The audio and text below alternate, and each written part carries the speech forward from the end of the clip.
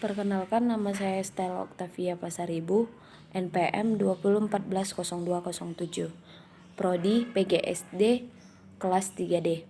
Di sini saya akan menjelaskan tentang perbedaan individual atau individual diferensial. Pendekatan dapat diartikan sebagai titik tolak atau sudut pandang terhadap proses pembelajaran.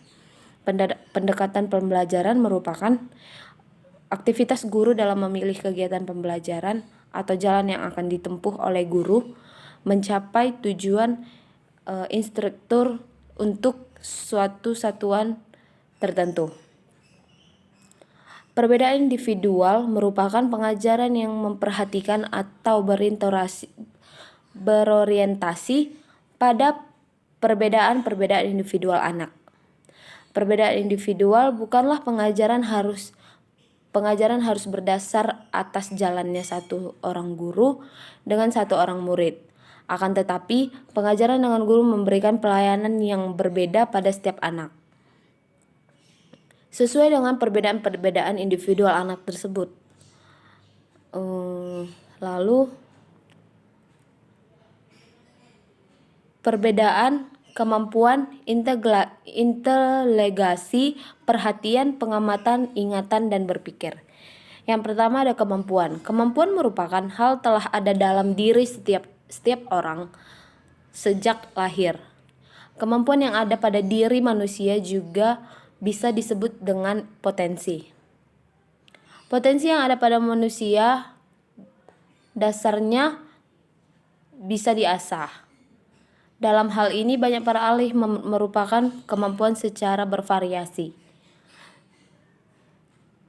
Lalu kemampuan sendiri terbagi menjadi beberapa kelompok, antara lain kemampuan intelektual dan kemampuan fisik. Kemampuan intelektual tersebut merupakan kemampuan yang dimiliki seseorang untuk melakukan aktivitas yang membutuhkan kemampuan berpikir.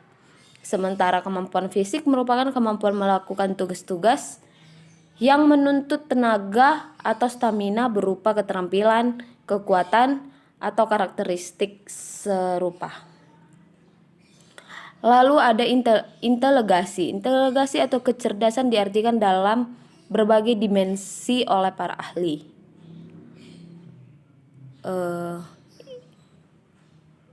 Inteligasi sebagai suatu kemampuan untuk menerapkan pengetahuan yang sudah ada untuk memecahkan berbagai masalah.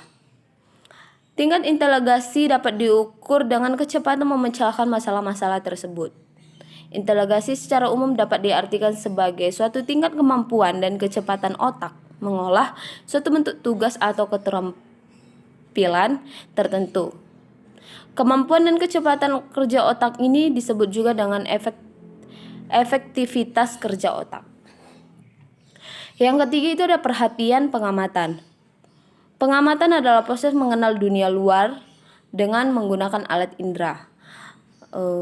Pengamatan merupakan alat yang bertugas melakukan penerimaan rangsangan dari luar dirinya yang melalui penglihatan, pendengaran, perabaan, pembauan, pengecapan, dan pembawaannya. Modalitas pengamatan. Yang pertama, penglihatan terhadap bentuk adalah penglihatan terhadap objek yang berdimensi 2. Terhadap warna adalah penglihatan terhadap objek psikis dari warna yang menyangkut nilai-nilai psikolog dari warna.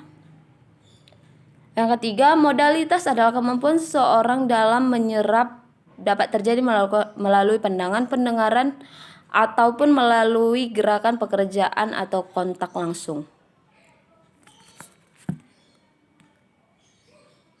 Lalu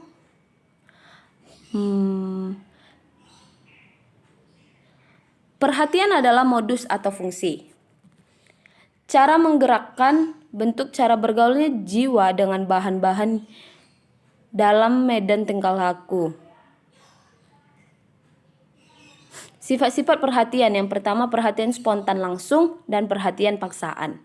Perhatian spontan langsung adalah perhatian yang tidak sengaja dan individu merasa senang dengan objek yang diamati. Perhatian paksaan adalah perhatian yang disengaja Individu merasa senang terhadap objek yang diamati.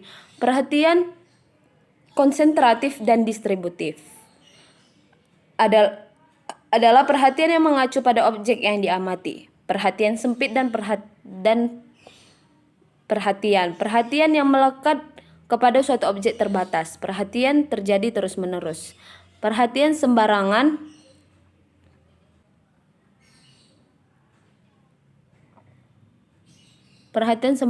adalah perhatian berpindah-pindah dari suatu objek ke objek yang lain secara tidak lama. Macam-macam perhatian. 1. Menurut cara kerjanya, perhatian spontan. 2. Perhatian reflektif.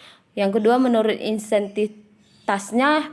Yang pertama, intensif, perhatian tidak intensif. Menurut luasnya, perhatian terpusat, perhatian terpencar.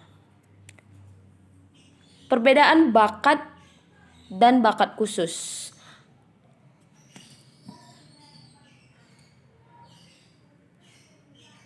Perhatian.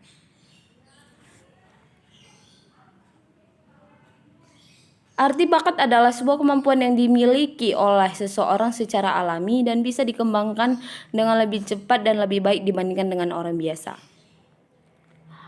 Kemauan adalah salah satu fungsi hidup kejiwaan manusia. Dapat diartikan sebagai aktivitas psikis yang mengandung usaha aktif dan berhubungan dengan pelaksanaan suatu tujuan. Tujuan adalah titik akhir dari gerakan yang menuju suatu arah. Adapun tujuan kemauan adalah pelaksanaan suatu tujuan. Tujuan mana harus diartikan dalam satu hubungan.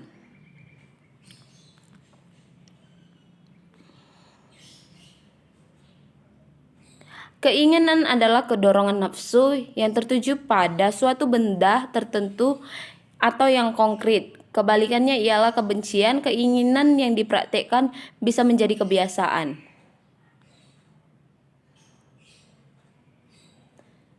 Hasrat ialah suatu keinginan tertentu yang dapat diulang-ulang. Dapat digolongkan hasrat menjadi beberapa golongan, yaitu yang pertama, hasrat vital, yaitu kerakusan. Hasrat sosial yaitu cari teman, cari persatuan. Yang ketiga, hasrat egoistis, yaitu tamak, kikir, sayang pada diri, tidak sopan. Yang keempat, hasrat yang abstrak, yaitu jujur, isyat kewajiban, menipu. Lalu ada perbedaan kondisi fisik dan jenis kelamin. Hampir semua kegiatan manusia dalam kehidupan sehari-hari, baik dalam kegiatan fisik maupun non-fisik, kegiatan fisik seseorang dapat berpengaruh dalam konteks yang lebih luas, yaitu dalam kegiatan olahraga. Maka kondisi seseorang sangat mempengaruhi, bahkan sangat menentukan gerak penampilannya. Kondisi fisik dalam permainan bola contohnya hampir sama dengan kondisi fisik dalam permainan bola basket. Kondisi fisik terdiri dari kondisi fisik umum, kondisi fisik khusus. Kondisi fisik umum merupakan suatu kemampuan dasar untuk mengembangkan kemampuan prestasi tubuh yang terdiri dari komponen kekuatan, daya tahan, kecepatan, dan kelincahan. Sementara itu, kondisi fisik khusus merupakan kemampuan yang langsung dikaitkan dengan kebutuhan suatu cabang olahraga tertentu. Lalu ada perbedaan motivasi. Pengertian motivasi adalah sebuah dorongan, hasrat, ataupun minat yang begitu besar di dalam diri untuk mencapai suatu keinginan, cita-cita, dan tujuan tertentu. Setiap orang sangat membutuhkan motivasi untuk dirinya sendiri. Hal itu agar Anda tidak mudah putus asa dan merasa down, serta dapat cepat bangkit setelah mengalami kegagalan. Lalu perbedaan lingkungan. Lingkungan adalah kombinasi antara kondisi fisik yang mencakup keadaan sumber daya alam seperti tanah, air, energi, surya, mineral, serta flora dan fauna yang tumbuh di atas tanah maupun di dalam lautan. Dengan kelembagaan yang meliputi ciptaan manusia, seperti keputusan bagaimana menggunakan lingkungan fisik tersebut. Lingkungan terdiri dari komponen abiotik dan biotik. Komponen abiotik adalah segala yang tidak bernyawa seperti tanah, udara, air, iklim, kelembapan cahaya, bunyi. Sedangkan komponen biotik adalah segala sesuatu yang bernyawa seperti tumbuhan, hewan, manusia, dan mikroorganisme atau virus dan bakteri. Lalu ada perbedaan kebiasaan. Menurut Kamus Besar Bahasa Indonesia, kebiasaan adalah suatu yang biasa dikerjakan dan sebagainya. Pola untuk melakukan tanggapan terhadap situasi tertentu yang dipelajari oleh seorang individu yang dilakukan secara berulang untuk hal yang sama. Dalam tahapan pengulangan, seorang ingin bertindak untuk mengulang perilaku yang serupa dengan rasa yang sama. Setelah melakukan pengulangan, seseorang akan menyimpannya dalam otak dan menghadirkannya setiap kali menghadapi kondisi yang sama. Terakhir adalah tahap pengulangan. Dalam tahap ini secara tidak disadari, seseorang mengulang kembali perilaku yang tersimpan kuat di dalam alam bawah sadarnya. Demikianlah penjelasan yang dapat saya sampaikan. Jika ada yang kurang jelas, mohon dimaafkan. Terima kasih.